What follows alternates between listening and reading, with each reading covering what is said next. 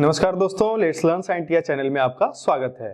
आज हम लोग बात करने वाले हैं प्रक्षेप्य गति के। फिजिक्स के इस अध्याय में बात करेंगे प्रक्षेप्य गति के बारे में बात करना है हमें। प्रक्षेप्य गति को ही अंग्रेजी में कहते हैं प्रोजेक्टाइल मोशन। प्रोजेक्टाइल मोशन, और इसी को कहा जाता है 2D मोशन। 2D मोशन, जहां भी ये टर्म आ जाए तो आपको समझना है कि इस प्रकार की जो गति होगी इसे कहते हैं प्रोजेक्टाइल मोशन। तो ये क्या होता है इसे समझना जरूरी है। तो जो प्रोजेक्टाइल मोशन है, इसमें हमें पहले एक चीज समझ लेते हैं, ये प्रक्षेप्य मतलब क्या होता है। गति तो हम लोग जानते हैं, मोशन मतलब समय के साथ स्थान में परिवर्तन करना ही गति होता है, लेकिन ये प्रक्षेप्य क्या होता है। तो ध्यान दीजिएगा, प्रक्षेप्य का मतलब होता है किसी चीज को सामने की ओर फेंकना। समझिएगा, प्रक्षेप्य का अर्थ होता है सामने की ओर फेंकना। सीधा मीनिंग में समझेंगे इसको, आसान भाषा में समझेंगे कि प्रक्षेप्य का अर्थ होता है सामने की ओर फेंकना। मान लीजिए कि मेरे हाथ में मार्कर है और हम सामने की ओर इसको फेंकते हैं। तो जब हम इसको फेंकेंगे तो फेंकने के क्रम में यह कुछ दूरी तय करेगा, और जब दूरी तय करेगा तो ये कहीं ना कहीं जाकर गिरेगा। समझिएगा बात को। तो जो इस प्रकार की गति होगी, जो हम फेंकेंगे और वो जाके कहीं गिरेगा, तो इस प्रकार की जो गति होगी उसे कहते हैं प्रक्षेप्य गति। और याद रखिएगा, इसको यह भी कहा जाता है motion under gravity. Motion under gravity का मतलब हो गया गुरुत्व के अधीन गति। यह गुरुत्व के अधीन गति क्या होती है? मान लीजिए कि एक ग्राफ के थ्रू हम इसको समझने का प्रयास करते हैं। मान लीजिए ये हमारा ग्राफ है। इस ग्राफ के अंदर अगर हम देखें तो यह जो क्षैतिज में एक लाइन हमने ड्रॉ किया है, हॉरिजॉन्टल जो है, इसको हमने नाम दे दिया ये एक्स अक्ष है। इसको नाम दे दिया एक्स अक्ष। और ये जो वर्टिकल में ड्रॉ किया है इसको बोल दिया वाई अक्ष। इसको क्षैतिज अक्ष कहते हैं और इसको ऊर्ध्वाधर अक्ष कहते हैं। हिंदी में याद रखिएगा, जो एक्स एक्स अक्ष होता है उसको क्षैतिज अक्ष भी कहते हैं, और जो वाई अक्ष होता है उसको ऊर्ध्वाधर अक्ष कहते हैं। और जहां पर ये दोनों एक दूसरे को काटती है उसको कहते हैं ओरिजिन या केंद्र। ठीक है। अब मान लीजिए कि इस प्लेन के अंदर, ये प्लेन है।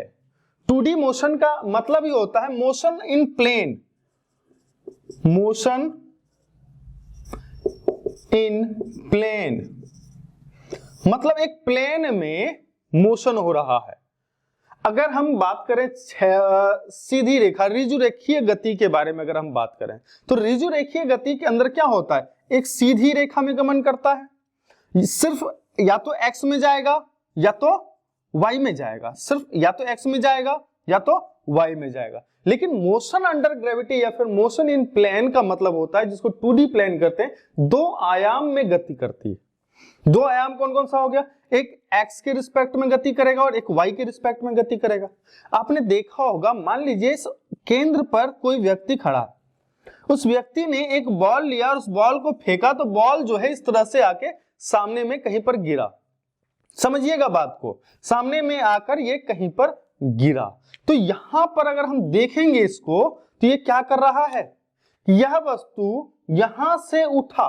देखिए, एक तो ऊपर की दिशा में तय कर रहा है दूरी, और एक हॉरिजॉन्टल चल रहा है। एक ऊपर उठ रहा है तो एक एक्स अक्ष के रिस्पेक्ट में चल रहा है। यहां पर क्या हो रहा था? सिर्फ एक्स अक्ष में चल रहा था। यहां पर क्या हो रहा था? सिर्फ वाई अक्ष में चल रहा था। लेकिन अगर हम इस तरह के प्रोजेक्टाइल मोशन को देखें या प्रक्षेप्य गति को देखें, तो इसमें क्या हो रहा है? एक्स में भी जा रहा है, एक्स में भी जा रहा है, यहां देखिए सीधा जा रहा है। और क्या हो रहा है? ये वाई में भी ऊपर की ओर उठ रहा है ना। तो इस प्रकार की जो गति होती है इसी को कहता है 2D मोशन, द्विआयामी गति। या फिर इसी को प्रक्षेप्य गति भी कहा जाता है, मोशन अंडर ग्रेविटी भी कहा जाता है। क्यों कहा जाता है मोशन अंडर ग्रेविटी, इसको थोड़ा सा समझ लेते हैं। जब हम किसी चीज को फेंकते हैं, जब हम किसी वस्तु को सामने की ओर फेंकते हैं तो गुरुत्वाकर्षण के अधीन यह वस्तु कुछ दूरी पर जाकर वह गिर जाती है। तो किसके अंडर, क्यों ऐसा हुआ? क्योंकि ये गुरुत्वाकर्षण के अधीन आकर गिर गया। नहीं तो जहां पर गुरुत्वाकर्षण बल ना हो वहां पर क्या होगा कि वहां पर ये गिरेगा ही नहीं, सीधा चलता रह जाएगा। लेकिन यहां पर क्या हो रहा है, गुरुत्वाकर्षण के कारण ये कहीं ना कहीं गिर जा रहा है। और याद रखिएगा कि प्रक्षेप गति का जो वर्णन है, सबसे पहले सफल वर्णन, इसको अगर हम कहें प्रोजेक्टाइल मोशन का सफल वर्णन का प्रयास करने वाला जो व्यक्ति था उसका नाम था गैलीलियो। गैलीलियो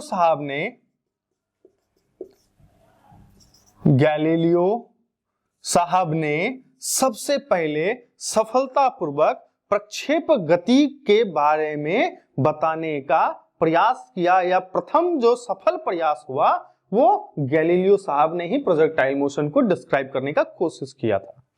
अब हम लोग समझते हैं कि प्रक्षेप गति जो है, इस गति के अंदर क्या क्या चीजें आती है, ठीक है। और यहां पर अगर हम देखें तो ये एक्स अक्ष के जो चल रही है और वाई अक्ष में भी चल रही है ना। तो यहां पर जब कहते हैं, एक और टर्म जोड़ दीजिए, जब किसी वस्तु को क्षैतिज तल में किसी कोण पर फेंका जाए, अगर हम सीधा ऐसे कर दें तो क्या होगा, सामने की ओर चला जाएगा, है ना। लेकिन क्या कह रहा है, किसी कोण पर फेंक रहे हैं। जब किसी कोण पर फेंक रहे हैं तो मान लेते हैं यहां पर थीटा एंगल बन रहा है ना। और ये जो थीटा एंगल है, थीटा एंगल पर हमने वस्तु को फेंका और इस तरह से आके गिर गया। गिरने के क्रम में जो है, इसको देखिएगा कि यहां से लेके यहां तक, यहां से लेके यहां तक एक्स अक्ष में दूरी तय किया, और जो कुल हाइट है वो यहां से लेके यहां तक मैक्सिमम हाइट ये गेन कर रहा है ना। तो यहां पर जब देखिएगा तो ये जो डिस्टेंस है इसको कहते हैं प्रक्षेप्य का परास, है ना। और ये इसको कहते हैं प्रक्षेप्य की ऊंचाई, इसको कहते हैं प्रक्षेप्य की ऊंचाई, मतलब कितना हाइट पर जा रहा है। और यह भी याद रखेंगे कि जो प्रक्षेप्य गति होती है, यह जो राशि है यह एक सदिश राशि है। यह कैसी राशि है, सदिश राशि है, वेक्टर क्वांटिटी है। तो वेक्टर क्वांटिटी है तो यहां पर कहता है अगर हमें किसी बिंदु पर वस्तु का वेग मालूम करना हो, इसके लिए हमें दो घटकों की आवश्यकता होती है। याद रखिएगा कि एक ऊर्ध्वाधर घटक होता है और एक वर्टिकल क्या कहते हैं, क्षैतिज घटक होता है। तो इस समय देखिएगा कि मान लीजिए कि ये एक्स अक्ष के साथ कोण बना रहा है ना, एक्स अक्ष के साथ कोण बना रहा है, तो जिसके साथ कोण बना रहा है, एक बार क्या हो रहा है, यहां पर ऊपर भी जा रहा है और एक बार कहां जा रहा है, सीधा भी जा रहा है ना। तो इस क्रम में देखिएगा कि जो एक्स के साथ ये कोण बना रहा है, इसके कारण क्या हो गया, मान लेते हैं कि यहां पर जो इसकी प्रारंभिक वेग u है और यहां पर भी कुछ समथिंग प्रारंभिक वेग x है, तो क्या हो जाएगा x cos थीटा, और यहां पर क्या हो जाएगा y sin या फिर x sin थीटा, ठीक है। और ये जो थीटा है इसी को कह दिया एंगल ऑफ प्रोजेक्शन, प्रक्षेप्य का कोण, प्रक्षेप्य का कोण कहते हैं कि प्रक्षेप कितने डिग्री पर प्रक्षेप किया गया, फेंका गया है, ठीक है। और याद रखिएगा कि यहां पर गुरुत्वीय त्वरण हमेशा कांस्टेंट रहेगा, नियत रहेगा, मतलब चेंज नहीं करेगा, यहां पर भी रहेगा वही गुरुत्वीय त्वरण लगेगा, क्योंकि वस्तु को हमेशा एक बल जो है नीचे की ओर खींच रहा है ना, वो कौन खींच रहा है, वो mg खींच रहा है, इसका भार है ना। ये भार जो है इसमें क्या है, गुरुत्वीय त्वरण है, तो हर बिंदु पर लगने वाला गुरुत्वीय त्वरण एक समान रहेगा, और ये गुरुत्वीय त्वरण के अधीन ही या फिर गुरुत्वाकर्षण बल के अधीन ही पैराबोलिक शेप लेता है। कैसा शेप लेता है, तो प्रक्षेप गति जो होती है उसका जो आकार होता है वो कैसा होता है, परवलयाकार पथ होता है। कैसा पथ होता है? तो परवलयाकार पथ प्राप्त करता है, ये याद रखिएगा। और एक चीज याद रखिएगा जो पूछा जाता है बार बार कि मान लीजिए कि ये थीटा कितना रखें जो मैक्सिमम डिस्टेंस तय करे। पूछा जाता है कि जो प्रक्षेप का कोण है वह कितना डिग्री पर रखा जाए जो कि जो एंगल है वह एंगल कितना हो जाए जो कि प्रक्षेप का प्रास मैक्सिमम हो जाए। तो याद रखिएगा कि मैक्सिमम प्रक्षेप का प्रास प्राप्त करने के लिए हमें 45 डिग्री पर फेंकना होगा। मतलब जब देखते होंगे कि जब नीरज चोपड़ा जो हैं जेवलिन थ्रो वाले, है ना, उन्होंने जब वो क्या करते हैं भाला फेंक खेलते हैं, है ना, तो भाला फेंक में क्या होता है कि जो भाला होता है जो पकड़ते हैं वो जेवलिन जो पकड़ते हैं वो जो जमीन से उसका जो कोण होता है वो कितने डिग्री 45 डिग्री रखना होता है ताकि वो मैक्सिमम डिस्टेंस तय कर सके जिससे कि वो जीत जाते हैं, है ना। और अगर गोला फेंकना हो तब भी आपको गोला को फेंकने के लिए आपके हाथ के एंगल को कितने पर रखना है 45 डिग्री पर, है ना। तब क्या होगा कि वो बहुत ज्यादा दूरी जो मैक्सिमम परास होता है प्रक्षेप का वो प्राप्त करेगा। लेकिन अगर कहें कि मैक्सिमम प्रक्षेप परास प्राप्त करने के लिए यहां पे लिख देते हैं हम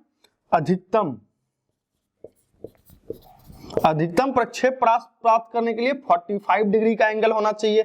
और अधिकतम ऊंचाई जैसे कि मान लीजिए ऊंची कूद करते हैं, ऊंची कूद के दौरान कितने डिग्री से कूदा जाए जो कि अधिकतम ऊंचाई प्राप्त की जा सकती है। तो याद रखिएगा कि अधिकतम प्राप्त करने के लिए जो प्रक्षेप की ऊंचाई है वो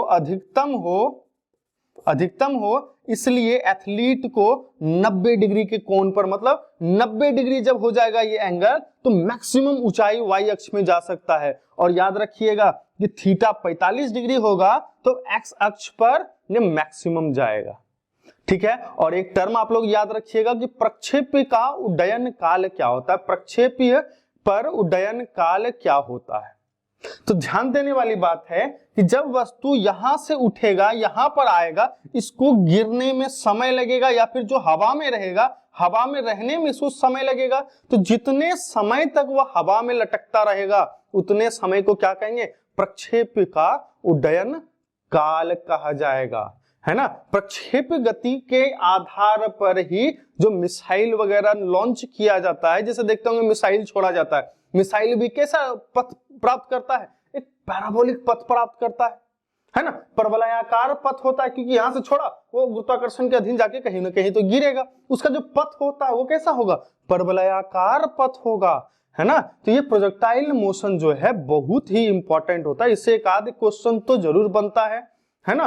याद रखिएगा आप लोग कि प्रक्षेप गति गुरुत्वाकर्षण के अधीन गति होती है, यह एक सदिश राशि है और सामने की ओर फेंकना होता है जिसमें कि दो आयाम में गति होती है, एक्स में भी गति होती है और वाई में भी गति होती है। अधिकतम प्रक्षेप का प्रास प्राप्त करने के लिए 45 डिग्री के कोण पर फेंकना होता है और अधिकतम प्रक्षेप की ऊंचाई प्राप्त करने के लिए 90 डिग्री के कोण पर फेंकना होता है। मेरे ख्याल से प्रक्षेप गति अच्छे से समझ में आ गई होगी, ठीक है। और ये काफी जगह पर इसका इस्तेमाल किया जाता है, लंबी कूद हो या गोला फेंकना हो या फिर आप जैवलिन थ्रो में जाएं वहां भी जब ऊंची कूद जब आप फिजिकल देने जाते होंगे तो वहां पे गोला फेंक होता है। तो गोला फेंक में भी क्या करना पड़ता है आपको यहाँ से 45 डिग्री पर रखेंगे तब तो ज्यादा दूर जाएगा ना, तब तो जीतेंगे, है ना। इसलिए इस चीज को थोड़ा ध्यान में रखेंगे। तब तक के लिए वीडियो को देखिए अच्छे से। जय हिंद, जय भारत, धन्यवाद।